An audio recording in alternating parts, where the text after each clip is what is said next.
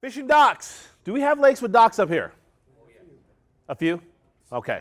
Well, I'm going to help you guys figure out how to catch fish on lakes with lots of docks because, once again, every dock is not built the same.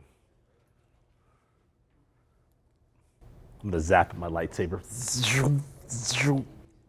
Identifying the best docks to fish, where to start on a dock, keys to dock fishing, and the in-between and the baits. Those are going to be, the things that you need to identify. First of all, identifying the best docks is hugely, hugely important because, once again, you can spend a lot of time on a very unproductive dock. So, Bill. Identifying the best docks. Well, the one thing I like is giant docks.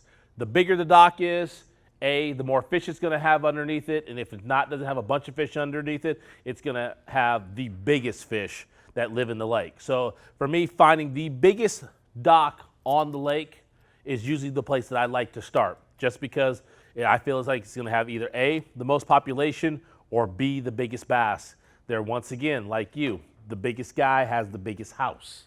The most people that have the most in their family have the biggest house. So keying in on the biggest dock is hugely important.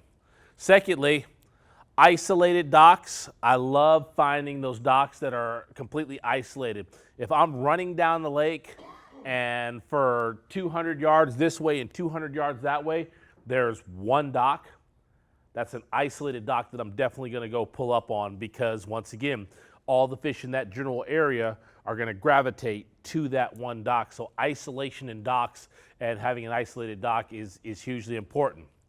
And then using your electronics to side scan and find brush piles and find rocks and find chairs and things that have fallen over from the side of the dock. Like right there, you've got a brush pile that's sitting that you went over the top, but to the side, you've got a brush pile there. You've got a rock sitting right there. So using your side scan as you go and drive along docks helps you find the key structure underneath them. I spend a lot of time on dock lakes, spending more time graphing than I actually do fishing, because you'll go down and there'll be 30 docks and you're going down the side scanning, and all of a sudden you see a brush pile under one. You mark that one. You keep on going. You'll go 3 or 4 or 5 or 6 or 7 more docks, and then finally there's another brush pile underneath that one. So then you key in on that dock. And so now when you show up to fish that area, you have the brush piles and you have the structure marked. So side scanning is hugely important. Those are identifying the best docks to go to, because, once again, if you're fishing unproductive water, you're not catching fish.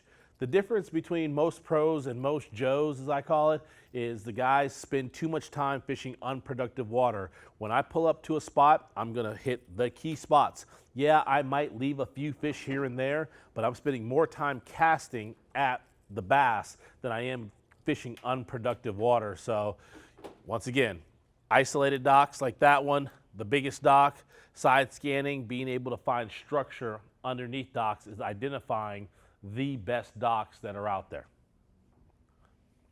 Where to start on a dock? For me, I'm all about meat and potatoes. I'm going straight to the heart. I'm figuring out the most high percentage spot. Can anybody tell me where the most high percentage spot on this place would be? Anybody? Anybody? Raise a hand. You first. Center of the main platform. Here, I'll let you point to it. Right in that area. Yes, sir. You've got it right.